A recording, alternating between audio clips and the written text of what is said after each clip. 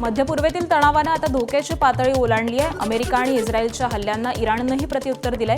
या हल्ल्याचा परिणाम भारतासह संपूर्ण जगाच्या अर्थव्यवस्थेवरती होण्याची शक्यता वर्तवली जाते। इराण हा जगातील प्रमुख तेल उत्पादक देशांपैकी एक आहे। युद्ध अधिक भडकल्यास पुरवठा साखळी ही विस्कळीत होऊ शकते आणि याचा परिणाम कच्च्या तेलाच्या किमतीवरती होऊन त्यामध्ये मोठ्या प्रमाणावरती वाढ होऊ शकते। जर हा संघर्ष अधिक चिघळला तर कच्च्या तेलाच्या वाढत्या किमतीमध्ये भारतीय अर्थव्यवस्थेवरती नकारात्मक परिणाम दिसू शकतो। जर किमतीमध्ये मोठी वाढ झाली तर पेट्रोल आणि डिझेलच्या दरामध्ये देखील वाढ होऊ शकते। त्याबरोबरच येणाऱ्या काही आठवड्यांमध्ये बाजारात मोठी अस्थिरता आणि चढ उतार पाहायला मिळतील असाही अंदाज तज्ज्ञ व्यक्त करतायत। दुसरी गोष्ट म्हणजे सोनं आणि चांदी महाग होतील। युद्धामुळे जागतिक बाजारपेठेमध्ये अनिश्चितता निर्माण होते। गुंतवणूकदार पैसे शेअर बाजारातून काढून सोनं आणि चांदीमध्ये गुंतवतात आणि यामुळे सोनं चांदीच्या किमती या ऐतिहासिक पातळीवरती जाऊ शकतात। भारत आपल्या एकूण तेलाची जी आयात करतो त्याच्यातून साधारणतः 50% आयात ही एकट्या आखातामधून होत असते आणि ह्या संपूर्ण संघर्षाचा परिणाम हा भारताच्या तेल वाहतुकीवर होणार आहे। जी तेल वाहतूक प्रामुख्याने स्ट्रेट ऑफ हॉर्मुझमधनं होती आणि स्ट्रेट ऑफ हॉर्मुझमधल्या ऑइल टँकर्सवरती इराण पुरस्कृत ज्या सगळ्या प्रॉक्सीज आहेत किंवा संघटना आहेत, विशेष करून हिजबुल्ला असेल, हौती असेल, हमास असेल, यांच्याकडनं अटॅक होण्याची शक्यता नाकारता येते। त्यामुळे तेलाची सप्लाय चेन डिस्टर्ब होणं, जागतिक बाजारपेठेमध्ये तेलाच्या किमती वाढणं आणि त्याचा अर्थव्यवस्थेवर परिणाम होणं, अशा प्रकारच्या आव्हानांना भारताला सामोरं जावं लागू शकतं। पाकिस्तान अफगाणिस्तान सीमेवरती तणाव तीव्र झालेला आहे। पाकिस्तानी लष्करानं अफगाणिस्तानवरती क्षेपणास्त्र हल्ले केले। यावेळी पाकिस्ताननं अफगाणिस्तानच्या दिशेनं क्षेपणास्त्र डागली। पाकिस्तानी सैन्य सीमेजवळील निवासी भागामधून अफगाणिस्तानवरती क्षेपणास्त्र हल्ले करत आहे। गुलाब मैदानाच्या आडून पाकिस्तान अफगाणिस्तानवरती क्षेपणास्त्र हल्ले करत आहे, जिथं हमजा बाबा शिनवारी यांचं दर्गा देखील आहे। पाकिस्ताननं केलेल्या हल्ल्याला अफगाणिस्ताननं उत्तर दिलंय। अफगाण लष्करानं मोठा हल्ला चढवून तोरखमच्या पाकिस्तानी लष्करी तळ उद्ध्वस्त केल्याची माहिती समोर येतेय, तर हल्ल्यानंतर तळाला भीषण आग लागली आहे। अफगाण लष्करानं पाकिस्तानी सैन्यावरती रणगाडे, बहुनळी रॉकेट, प्रक्षेपक आणि खांद्यावरून डागल्या जाणाऱ्या स्फोटक अस्त्रांचा वापर केल्याचा दावा हा करण्यात येतोय। 28 जानेवारीला राज्याचे दिवंगत उपमुख्यमंत्री अजित पवारांच्या विमान अपघात झाला आणि या घटनेच्या 1 महिन्यानंतर विमान अपघाताचा प्राथमिक अहवाल समोर आलाय। विमान अपघात चौकशी प्राधिकरणाकडून 22 पानांचा प्राथमिक अहवाल हा सादर करण्यात आलाय। बारामती विमानतळावरती अजित पवारांचं विमान सकाळी 8:46 कोसळल्याची माहिती मिळाल्याचं अहवालामध्ये नमूद करण्यात आलंय। सुरुवातीला हे विमान झाडावरती आदळलं आणि त्यानंतर जमिनीवरती कोसळलं। ही घटना घडली तेव्हा बारामती विमानतळावरती 3000 मीटर दृश्यमानता होती, असं अहवालामध्ये नमूद करण्यात आलंय। तर उड्डाणापूर्वी पायलटनं मद्यपान केलं नव्हतं असंही अहवालात म्हटलंय। मात्र बारामती विमानतळावरती सुविधा अपुऱ्या असल्याचा ठपका या अहवालामध्ये ठेवण्यात आलाय। आमदार रोहित पवारांनी एक्स पोस्ट करत अजित पवारांच्या विमान अपघाताच्या प्राथमिक अहवालावरती गंभीर प्रश्न उपस्थित केलेत। प्राथमिक अहवालामध्ये एएआयबीनं नेमका कोणता निष्कर्ष काढला असा सवाल रोहित पवारांनी उपस्थित केलाय, तर सीआयडीच्या अहवालाच्या आधारे तपास कसा करणार असा सवाल त्यांनी उपस्थित केलेला आहे।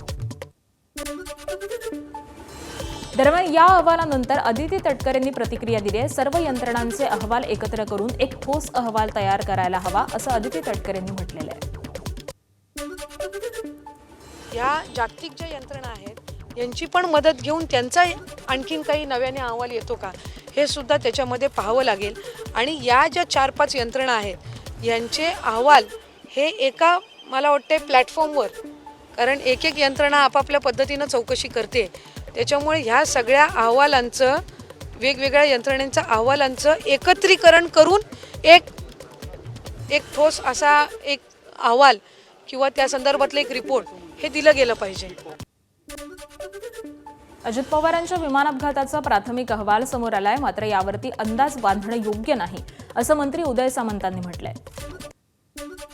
आज प्राथमिक अंदाज जो आहे तो डीजीसीएनं जाहीर केला, त्याच्यामध्ये व्हिजिबिलिटी म्हणजे दृश्यमानता कमी होती अशा पद्धतीचा अहवाल आहे आणि ती 3-3.5 होती अशा पद्धतीच्या अहवालामध्ये नमूद केलं गेलंय असं ऐकिवात आहे। त्याच्यामध्ये डीजीसीएने अजून सांगितलेलं आहे की त्याचा रेकॉर्डेड डेटा जो आहे तो अमेरिकेला पाठवलेला आहे।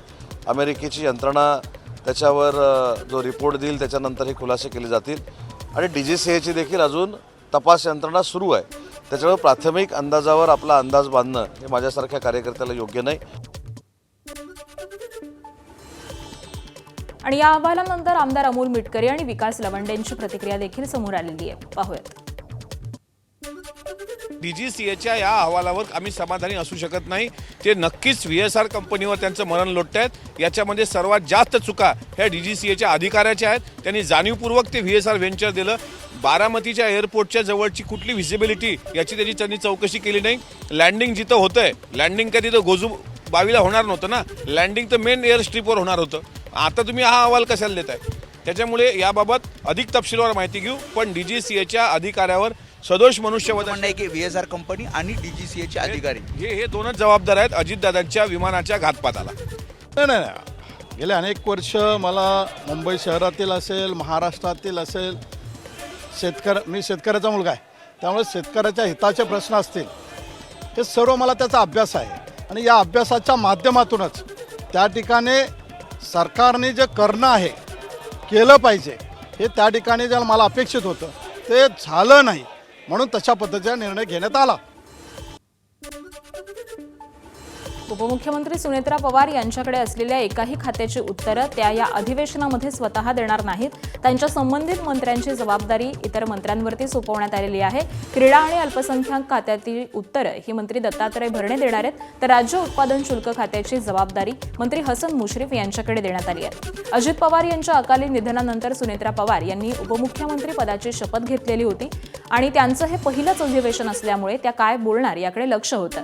मात्र जबाबदाऱ्या इतर मंत्र्यांकडे दिल्यामुळे त्या सभागृहामध्ये बोलण्याची शक्यता ही कमी मानली जाते. विधानभवनाच्या लॉबीमध्ये राष्ट्रवादीचे नेते जयंत पाटील आणि आमदार सुनील शेळके यांच्यामध्ये महत्त्वाची चर्चा झाल्याचा व्हिडिओ हा समोर आलेला आहे. दोन्ही नेत्यांमध्ये सुमारे 10 ते 15 मिनिटं संवाद झाला. त्यांच्या या भेटीनंतर राजकीय वर्तुळामध्ये चांगल्याच चर्चा रंगल्यात. मुंबईतील विविध वस्त्यांमध्ये बेकायदेशीरपणे वास्तव्य करणाऱ्या बांगलादेशी घुसखोरांचा मुद्दा हा विधान परिषदेमध्ये चांगलाच गाजला. ठाकरेंच्या शिवसेनेचे आमदार अनिल परब यांनी या प्रश्नावरून सरकारला चांगलंच धारेवरती धरलंय. पुढील 3 महिन्यांमध्ये विशेष टास्क फोर्स नेमून प्रत्येक वस्तीची झाडाझडती घ्या आणि घुसखोरांना बाहेर काढा, अन्यथा पुढच्या अधिवेशनामध्ये आम्हाला पोलीस आणि महापालिकेचे दरपत्रक हे जाहीर करावं लागेल, असं म्हणत परब यांनी सरकारला इशाराच दिलाय. तर राज्यमंत्री योगेश कदम यांनी अनधिकृत बांगलादेशींविषयी विरोधकांना माहिती असेल असं त्यांनी शासनाला द्यावी असं त्यांनी म्हटलेलं आहे. मुंबईमध्ये महानगरपालिका असेल आणि पोलीस असेल ह्यांच्यावर ज्या हॉकर्सच्या बाबतीत ज्या संयुक्त कारवाया होत आहेत त्या कारवाई करत असताना पोलीस विभागाने तिथे खात्री करून घेतली पाहिजे की आपण जे काही जर का आपण एखादा फिरवलं तिथून आपण उचलत असू त्याचे डॉक्युमेंट ताब्यात घेणं आणि त्याची सगळी इन्फॉर्मेशन तिथे मिळवणं. ह्या पद्धतीने आपण संयुक्त कारवाया आपण ज्यावेळेस आता आपण करायला सुरुवात केलेली आहेच आणि त्याच अनुषंगाने ज्यावेळेस तो पुन्हा तिकडे येणार नाही ह्याची आपण खात्री महानगरपालिकेकडनं आपण करून घेतो आणि ती कारवाई करत असताना जे काही डॉक्युमेंट आपल्या ताब्यात आल्याच्या नंतर जर का आपल्याला तो बांगलादेशी आढळला तर आपण त्याला डायरेक्ट आपण त्याला डिपोर्ट करतोय. त्यामुळे तो पुन्हा तिथे येणार नाही ह्याची आपण खात्री करून घेतोय. मुंबईमध्ये पोलिसांना आणि महानगरपालिकेला काय माहित नाही असं कधी झालंय? कुठली वस्ती अशी आहे की जिकडे बांगलादेशी नाही आहेत? बांधकाम व्यवसायामध्ये आज ते लोक आहेत, आज जेम्स अँड ज्वेलरीमध्ये ते लोक आहेत, आज फुलांचं मुंबईमध्ये डेकोरेशन चालते त्याच्यामध्ये ते लोक आहेत, मच्छी ते लोक विकतायत, आज फेरीवाले ते लोक आहेत. हे काय पोलिसांना माहित नाही? हे महानगरपालिकेला माहित नाही? हा राज्य कोणाचं पण असू देत, या यंत्रणा तर त्याच आहेत ना. आय कार्ड तपासू, आधार कार्ड तपासू, हे तपासू, तिकडचे काय दलाल माहित नाहीत? हे काय उत्तर देत आहेत इकडे? हा काय आंतरराष्ट्रीय विषय आहे का की गोलमेज टेबलावरती देऊन तो सोडवायचा आहे? अरे लोकल पोलिसाला सांगितलं तर 15 दिवसात साफ करून टाकतील. बँड्रापासून अंधेरीपर्यंत तुम्ही माझ्या बरोबर चला, मी तुम्हाला 2 दिवसात 2000 लोक शोधून देतो. प्रवीण दरेकरला काय माहित नाही आपल्या भागात कुठे आहेत ते? मुंबई जे राहणारे लोकांना माहित नाही कुठे राहतात ते? हे सगळ्यांना माहिती आहे, पण ह्याला राजकीय विषय करू नका. आपण द्यावी ना, आम्ही कारवाई करू त्याच्यावरती. पोलीस तर कारवाई करतच आहे, पोलीस कारवाई करतोच आहे. आपल्याकडे जी इन्फॉर्मेशन आहे ती आम्हाला द्यावी. आणि मला वाटतं प्रश्न विचारत असताना आपण व्यक्तीला प्रश्न, आपण शासनाला प्रश्न विचारताय आणि मी इथे शासन म्हणून उत्तर देतोय. आणि शासन म्हणून आज एक गृहराज्यमंत्री म्हणून जरी असलो तरी सुद्धा मी शासन म्हणून उत्तर देत असताना शासनाची छबी कुठेही बिघडेल असं कुठलंही कृत्य मी आजपर्यंत केलेलं नाही आणि करणारही नाही. महाविकास आघाडी असताना 2.5 वर्षामध्ये काय काय दिवे लावलेत, काय काय गोष्टी केलेल्या आहेत, या मला आता मला ते बोलून मला वेळ घालवायचा नाही. माझा साधा प्रश्न आहे, तुम्ही टास्क फोर्स तयार करा, अतिशय डीपली जाऊन प्रत्येक झोपडपट्ट्यांमध्ये, प्रत्येक वस्त्यांमध्ये त्यांची एकदम सखोल तपासणी झाली पाहिजे. याला कोम्बिंग ऑपरेशन म्हणतात. कोम्बिंग ऑपरेशन केलं पाहिजे. याच्यामध्ये नुसते तुमचे आधार कार्ड आणि कागदपत्र तपासून होणार नाहीयेत. महाराष्ट्र भाजपनं महत्त्वाची बैठक बोलावली आहे. भाजपच्या नवनिर्वाचित प्रदेश पदाधिकाऱ्यांची ही पहिलीच बैठक होणार असून ती प्रदेशाध्यक्ष रवींद्र चव्हाण यांच्या अध्यक्षतेखाली पार पडणार आहे. या बैठकीमध्ये प्रदेशाध्यक्ष नवनियुक्त पदाधिकाऱ्यांशी संवाद साधणार आहेत. प्रदेश मुख्यालयामध्ये सकाळी 10:30 वाजता बैठकीचं आयोजन करण्यात आलंय. तर कार्यकारिणीतील प्रत्येक सदस्याला काही ठराविक विधानसभा मतदारसंघांची जबाबदारी ही दिली जाण्याची शक्यता असून पदाधिकाऱ्यांना दौरे करण्याच्या सूचना देखील दिल्या जाऊ शकतात. पिंपरी चिंचवड महापालिकेचा अर्थसंकल्प यंदा वादाच्या पार्श्वभूमीवरती सादर झाला. स्थायी समितीच्या सभागृहामध्ये पत्रकार उपस्थित असतानाच प्रभारी आयुक्त श्रावण हर्डीकर यांनी त्यांना मागे जाण्याची सूचना केली. या निर्णयाला विरोध करत पत्रकारांनी सभागृह सोडलं आणि पत्रकार परिषदेला देखील बहिष्कार टाकला. परिणामी इतिहासामध्ये पहिल्यांदाच अर्थसंकल्प पत्रकारांच्या अनुपस्थितीमध्ये मांडण्यात आला. सांगली जिल्हा परिषदेमध्ये गटनेता निवडीच्या हालचालींना वेग आलेला आहे. राष्ट्रवादीच्या प्रमुख नेत्यांची मिरजेमध्ये महत्त्वाची बैठक पार पडली आहे. गटनेते पदाच्या नावावरती बैठकीमध्ये चर्चा झाल्याची माहिती आहे. त्याबरोबरच जिल्हा परिषदेतील सत्ता स्थापनेबाबत देखील चर्चा झाल्याची माहिती आहे. या बैठकीला जिल्हाध्यक्ष निशिकांत पाटील यांच्यासह संजय काका पाटील, अजितराव घोरपडे, शिवाजीराव नाईक आणि राजेंद्र अण्णा देशमुख हे उपस्थित होते. धाराशिव जिल्हा परिषदेमध्ये सत्ता स्थापनेचा पेच हा कायम असताना राजकीय हालचालींना वेग आलाय. भाजप आमदार राणा जगजितसिंह पाटील यांनी शिवसेनेच्या 2 सदस्यांसह उपमुख्यमंत्री एकनाथ शिंदे यांची भेट घेतली. यावेळी पालकमंत्री प्रताप सरनाईक आणि संपर्क मंत्री राजन साळवी उपस्थित होते. तानाजी सावंत यांचे पुतणे धनंजय सावंत आणि माजी आमदार ज्ञानराज चौगुले देखील भेटीस हजर होते. 6 मार्चला पंचायत समिती सभापती तर 13 मार्चला जिल्हा परिषद अध्यक्ष निवड होणार आहे. सत्ता समीकरणामध्ये तानाजी सावंत यांच्या भूमिकेकडे आता लक्ष लागलंय. मीरा भाईंदरमध्ये पोलीस भरतीसाठी आलेल्या उमेदवारांना निवारा आणि मूलभूत सोयींचा अभाव असल्याची धक्कादायक बाब ही समोर आली आहे. रस्त्यावरती रात्र काढावी लागत असल्यामुळे व्हिडिओ व्हायरल झाल्यानंतर परिवहन मंत्री प्रताप सरनाईक यांनी थेट पालिका आयुक्तांना पत्र पाठवत तातडीनं गैरसोय दूर करण्याचे निर्देश दिले. तर ही बाब वेदनादायी आणि प्रशासनासाठी लज्जास्पद असल्याचं त्यांनी म्हटलेलं असून आठवडा उलटून देखील ठोस कारवाई न झाल्यामुळे त्यांनी नाराजी व्यक्त केली आहे. मालेगाव महापालिकेच्या विद्युत विभागामध्ये सामूहिक नमाज पठण केल्याप्रकरणी सध्या शहरामध्ये चांगलंच वातावरण तापलंय. या प्रकरणाचा निषेध म्हणून हिंदुत्ववादी संघटनांनी महापालिकेतील आयुक्तांच्या दालनामध्ये हनुमान चालीसेचं पठण केलं आणि त्यामुळे सामूहिक नमाज पठण करणाऱ्यांवरती गुन्हे दाखल केल्यापाठोपाठ पोलिसांनी हिंदुत्ववादी संघटनेच्या श्याम देवरे, मयूर जैन यांच्यासह 10 ते 12 जणांवरती देखील गुन्हे दाखल केलेले आहेत. गडचिरोलीच्या चारमोशीमध्ये भाजपचे नगरसेवक आशिष पिपरे, त्यांच्या पत्नी नगरसेविका सोनाली पिपरे, वडील अरुण पिपरे यांच्यावरती गुन्हा दाखल करण्यात आलेला आहे.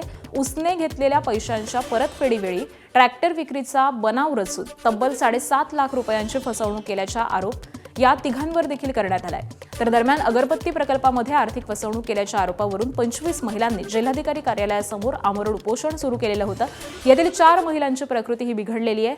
तर हे प्रकरण चिघळत असतानाच भाजपचे नगरसेवक आशिष पिपरे दाम्पत्यासह वडिलांवरती गुन्हा दाखल करण्यात आलाय. गोंदियाच्या देवरी तालुक्यातील राष्ट्रीय महामार्गावरील शिरपूर इथं महाराष्ट्र-छत्तीसगड सीमा तपासणी नाक्यावरती वाहनधारकांकडून अवैध वसुली होत असल्याचा आरोप काँग्रेसचे खासदार प्रशांत पडोळे यांनी केलाय. अवैध वसुली थांबवावी या मागणीला घेऊन खासदारांनी सीमा तपासणी नाक्यावरती ठिय्या मांडलेला होता. शिरपूर इथल्या स्थानिक नागरिकांनी खासदारांशी चांगलाच वाद घातला. या तपासणी नाक्यामध्ये आम्ही आमच्या जमिनी दिलेल्या असून आम्हाला इथून रोजगार मिळतो. सीमा तपासणी नाका बंद झाला तर आमचा रोजगार हिरावला जाईल असं म्हणत गावकऱ्यांनी प्रशांत पडोळे यांना चांगलाच जाब विचारला.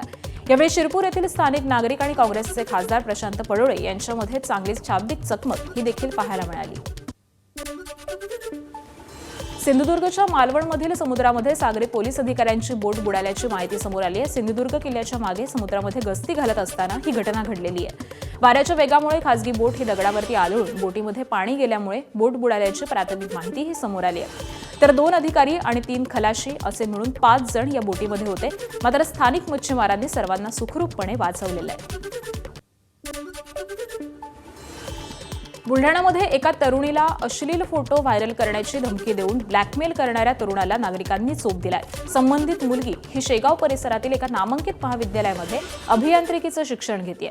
आपल्याशी संबंध तोडले आणि बोलणं बंद केलं तर अश्लील फोटो व्हायरल करण्याची धमकी तरुणानं दिलेली आहे. शेगाव शहर पोलिसांमध्ये विद्यार्थिनीनं तक्रार दिली तर विविध सामाजिक कार्यकर्त्यांनी मोहम्मद शाकीर याला चोप दिलाय. दरम्यान या घटनेनंतर काल आरोपीला 3 दिवसांची पोलीस कोठडी ही सुनावण्यात आली आहे. मात्र हे लव्ह जिहादचं प्रकरण असल्याची चर्चा सध्या शेगाव शहरामध्ये सुरू आहे. काल मला माझ्या मित्रांनी एक बातमी दिली की शेगाव शहरामध्ये मोहम्मद जाकीर या मुलाने एका हिंदू मुलीचे अश्लील फोटो काढले आणि तिला ब्लॅकमेल करत आहे आणि वारंवार तिला फोन करत आहे की मला भेटायला आहे. तिला भेटायसाठी बोलावलं आहे. तेव्हा मी तिथे पोहोचलो आणि त्याला पकडलं आणि थोडंसं हे करून त्या मुलाला आणि त्याने पोलीस स्टेशनला मी शेगाव पोलीस स्टेशनला आणलं. तिथे पोलिसांनी गुन्हा दाखल केला आणि त्याच्यावर तो आता अटक आहे आणि PCR आणि त्याच्यावर कारवाई होत आहे. छत्रपती संभाजीनगरमध्ये बोर्डाच्या परीक्षेसाठी आलेल्या एका विद्यार्थिनीशी शिक्षकानंच गैरवर्तन केल्याचा धक्कादायक प्रकार समोर आलाय. गैरवर्तन केल्याच्या आरोपांनंतर तरुणीचे नातेवाईक आणि संस्था चालकानं संबंधित शिक्षकाला मारहाण केली. परीक्षा केंद्रावरती गार्डिंगसाठी शिक्षकाची नियुक्ती करण्यात आलेली होती. विद्यार्थिनीशी गैरवर्तन करून त्यानं मुलीचा नंबर घेतला. त्याबरोबरच वारंवार फोन करून त्रास दिल्याचा आरोप देखील मुलीच्या नातेवाईकांनी केलाय. दरम्यान या घटनेनंतर शिक्षकानं माफी मागितल्याचीही माहिती आहे. भंडारा शहरामध्ये देह व्यापाराप्रकरणी मोठी कारवाई करण्यात आली आहे. रमाबाई आंबेडकर वॉर्ड परिसरामध्ये अवैध धंदा चालवत असल्याप्रकरणी 42 वर्षीय संगीता धारगावे हिच्यावरती जिल्हा प्रशासनानं MPDA अंतर्गत कारवाई करून तिला जिल्हा कारागृहामध्ये स्थानबद्ध केलंय. 2023 पासून तिच्यावरती अनैतिक व्यापार प्रतिबंधक कार्यान्वयन अनेक गुन्हे दाखल होते. घर सील करून देखील तिनं भाड्याच्या घरामधून व्यवसाय सुरूच ठेवल्यानं नागरिकांच्या तक्रारी वाढलेल्या होत्या. पोलीस अधीक्षक नुरुल हसन यांच्या प्रस्तावानंतर जिल्हाधिकारी सावंत कुमार यांनी तात्काळ कारवाईचे आदेश दिले. बेळगावमध्ये घरासमोर खेळत असलेल्या 1.5 वर्षांच्या मुलाला एका महिलेनं पिशवीमध्ये घालून अपहरण करण्याचा प्रयत्न केला. मात्र परिसरामध्ये उपस्थित नागरिकांच्या ही बाब लक्षात आली आणि त्यांनी महिलेला थांबवलं. मुलाचं अपहरण करण्याचा प्रयत्न करणाऱ्या महिलेला नागरिकांनी चोप दिला. घटनेची माहिती मिळताच पोलिसांनी घटनास्थळी धाव घेत जमावाची समजूत काढली. पण यावेळी संतप्त नागरिकांनी पोलिसांशीही वाद घातला आणि त्यानंतर पोलीस बंदोबस्तामध्ये आरोपी महिलेला घटनास्थळावरून नेण्यात आलं.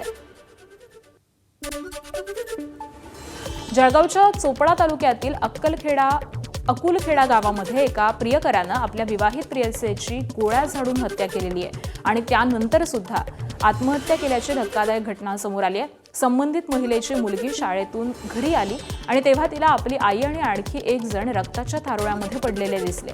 मुलीनं घाबरून आपल्या वडिलांना फोन केला. त्यानंतर हा सगळा प्रकार समोर आला. मृत महिला आणि देवानंद धनकर नावाच्या तरुणामध्ये गेल्या काही महिन्यांपासून प्रेमसंबंध होते. दोघांच्या भेटीगाठी देखील सुरू होत्या. पण गेल्या काही दिवसांपासून मृत महिला ही देवानंद याला टाळत होती आणि याच रागामधून त्यानं हे कृत्य केल्याचं पोलिसांच्या प्राथमिक तपासामध्ये समोर आलंय. बारामतीत पोलिसांनी मोठी कारवाई करत अवैध गांजाचा साठा हा जप्त केलाय. जळोची रस्त्यावरती फेकून दिलेल्या 2 प्लास्टिक ड्रममधून तब्बल 465 पाऊचमध्ये भरलेला सुमारे 470 किलो गांजा हा हस्तगत करण्यात आलाय. या गांजाची किंमत सुमारे 2,35,00,000 रुपये असल्याचं सांगितलं जात आहे. या प्रकरणी अज्ञात आरोपींविरोधामध्ये गुन्हा दाखल करण्यात आलेला असून पोलिसांकडून पुढील तपास सुरू आहे. राज्यामध्ये एकच महाराष्ट्र केसरी स्पर्धा व्हावी अशी मागणी आता जोर धरतीये. हिंद केसरी दीननाथ सिंग आणि डबल महाराष्ट्र केसरी चंद्रहार पाटील यांच्यासह 10 महाराष्ट्र केसरींनी ही मागणी केली आहे. गेल्या काही वर्षांमध्ये राज्यामध्ये वेगवेगळ्या संघटनांकडून महाराष्ट्र केसरी स्पर्धा या घेतल्या जातात आणि त्यामुळे खरी महाराष्ट्र केसरी स्पर्धा कोणती याबाबत नवोदित मल्लांमध्ये गोंधळाची परिस्थितीही निर्माण झाली आहे. त्यामुळे महाराष्ट्रामध्ये एकच महाराष्ट्र केसरी स्पर्धा व्हावी याबाबत सरकारनं घोषणा करावी अशी मागणी पैलवानांनी केली आहे. मागणीची दखल न घेतल्यास आंदोलन करू आणि महाराष्ट्र केसरीच्या गदा सरकारला परत करू असा इशारा देखील देण्यात आला आहे. नांदेड जिल्ह्यातल्या निळा गावातील लोकांनी एक कौतुकास्पद निर्णय घेतलाय. 4000 लोकसंख्येचं हे गाव आहे. विद्यार्थ्यांचा शांततेमध्ये अभ्यास व्हावा यासाठी मोबाईल आणि टीव्हीवरती गावामध्ये बंदी आणण्यात आली आहे.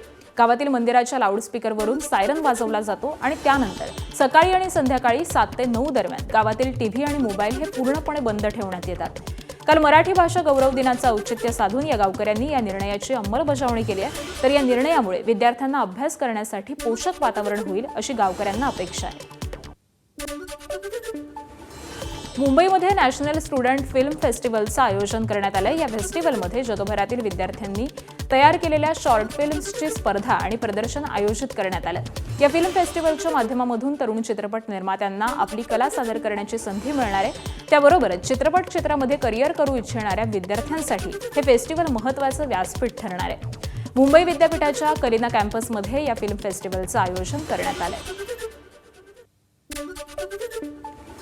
कोकणामध्ये शिमगोत्सवाचा उत्साह पाहायला मिळतोय. देवीच्या पालख्या सजून गावाबाहेर पडलेल्या आहेत. रत्नागिरीच्या पोमेंडी खुर्दमधील महालक्ष्मी देवीची पालखी आणि नाचणे गावातील नवलाई पावणाईची पालखी ही अनोखी भेट झाली. डोळ्याचं पारणं फेडणारा हा सोहळा पाहण्यासाठी मोठ्या संख्येनं भाविकांची उपस्थिती होती.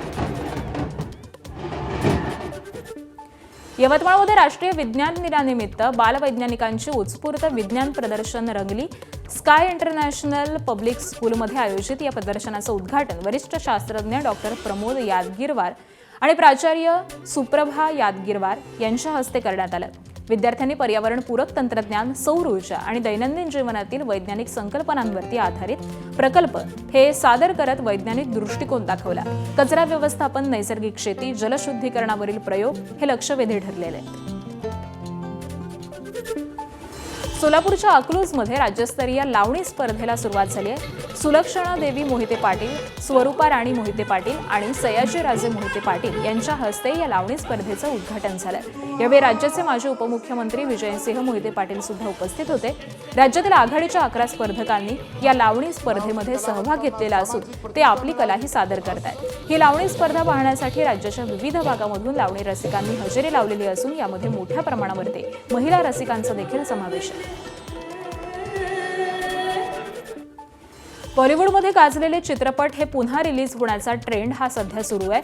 बॉलिवूडच्या भाईजानचा तेरे नाम हा चित्रपट 27 फेब्रुवारीला पुन्हा एकदा सिनेमागृहामध्ये प्रदर्शित होतोय.